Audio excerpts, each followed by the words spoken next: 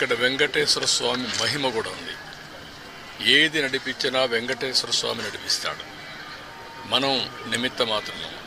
ఆయన ఒకసారి తలుచుకొని ఆయన పేరుతో మనం ఏ పని చేపట్టినా అది ఆయనే సుజావుగా జరిపించే పరిస్థితి వస్తారు. అది నా ప్రగాఢమైన నమ్మకం, విశ్వాసం.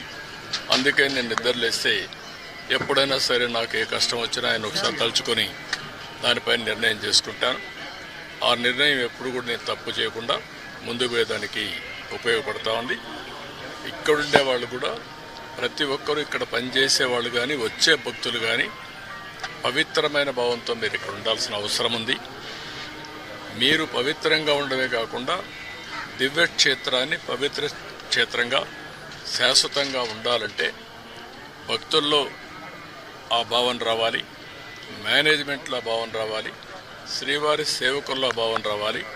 అందరం కలిసి మళ్ళీ దీన్ని ప్రపంచంలో ఉండే హిందువుల మనోభావాలకి ప్రతిబింబం వెంకటేశ్వర స్వామి టెంపుల్.